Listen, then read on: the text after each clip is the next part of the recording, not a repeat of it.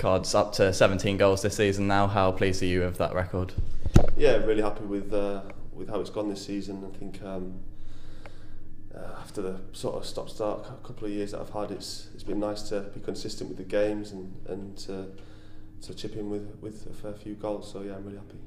Going into the last 3 games now, are you looking at that 20 mark and trying to get there and making it sort of one of the best seasons you've had in your career? Yeah, definitely. I mean, it'd be a nice round number to finish on, but like I say, I'm happy with how it's gone so far, and I'll go into each game looking to try and add to that tally and help the team pick up them 3 points. So it's as I say, it'd be nice, but winning the games is most important. Yeah, the team 13 games unbeaten now. Does that just highlight the strength of the mental strength of the squad, given that we've had to go through so much this season, having only 1 or 2 subs and now finishing the season on such a good run? Yeah, definitely. I don't think that many people would question the mentality of this group after the amount of stuff that we've had to go through over the last couple of seasons. So I think that 13-game run is important, and it's something that we've built on from last year, because there's games last year where we went on that 7-game losing streak where we're losing each game by 1 goal, and we've clearly learned from that, where we're picking up draws. I mean, there's probably a few too many draws than what we want, but picking up points when you don't play well and keeping that unbeaten run going has been massive, and I think that it shows a little bit of growth in the squad. And during this run, has it been good to have a few options in your position, so that if with so many games we've been able to rotate and make sure everyone's fit and firing?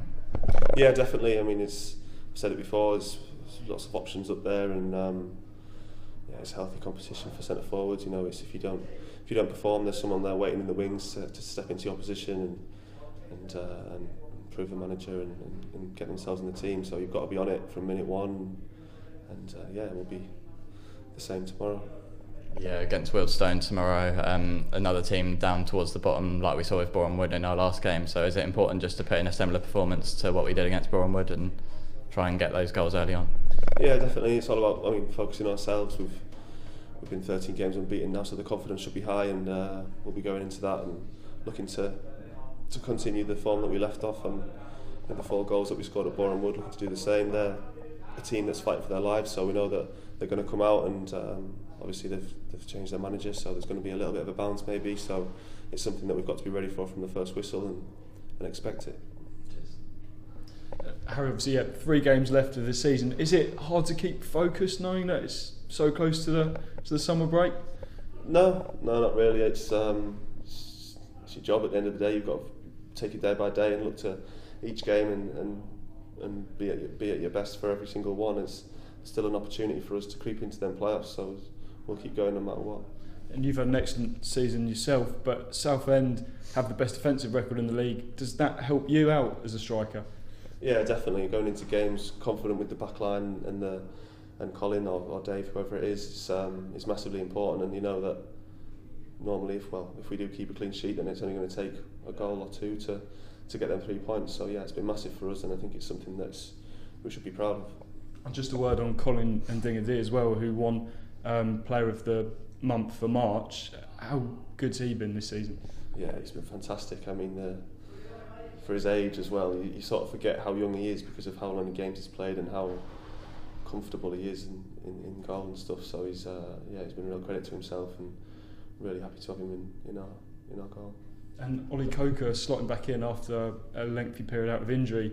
He shows a lot of maturity for such a young man, doesn't he? Only 21 years old. It must be nice playing alongside him. Yeah, definitely. I mean, Coker's come on leaps and bounds. I think he's someone who trained a lot with us last year, and you could see the quality that he had, and you knew that he was going to be the one who was going to make that step into the first team next. And yeah, he's been fantastic this season. And it's similar to the centre forward position, where we've got a lot of players in that position who can step in, and they all bring different characteristics to the game. And no, I'm really happy for Coker. He's had a great season. And obviously the goal of the season nominations are now open for voting. I watched it this morning. There's some serious contenders in there. Yeah, you're in there a couple of times, I believe. Apart from yourself, obviously, is there anyone that stands out for you? I don't think mine will be winning any, because I'm 3 or 4 yards out. But the one that springs to mind is Nor's at home to Solihull. A little chest and volley on the edge of the box on his weak foot. So Gus is at Dorking, free kick. So I think between them 2. Is that something you can actually vote for as players, or is it just for the fans? I'm not sure. I'll have to have a look into it. I hope, well, a few of the players will be spamming it, sending around their family group chats or something, so I'm not sure. Can say for yourself, it's your best ever season in terms of goals and games as well for quite a while. What do you feel? Because pre-season was a bit of a mess, really, wasn't it? You can't really have had much for pre-season. So what suddenly happened for this to be such a good season? Yeah, it's a strange one because I do say, like, because with no injuries during pre-season, I always say, oh, it's been a pre-season behind me, but obviously that was stop-start and we didn't get a lot of training in. But whilst we weren't training, I was still doing my fitness stuff and things like that. So I felt fit coming into the season. And then just getting that run of games, and I've always said that I'm not like an injury-prone player, but I've just had a few big, unlucky ones that have sort of ruptured ankle ligaments where it's an innocuous challenge and stuff like that. So it's been really important for me, goals aside, to just have a real consistent run of games and get them games up this season. So I'm really happy with it. Mentality-wise as well, do you talk to anybody? That side of things sort of forgotten about sometimes, but it's very important, isn't it? Do you sort of focus on that side of things as well? When it comes to sort of football and injuries and that kind of thing? I used to speak to a psychologist back when I was a lot younger. When I was sort of first stepping into first team football, I struggled a little bit, and I'd spoke to a psychologist before, but I haven't done it for a long time.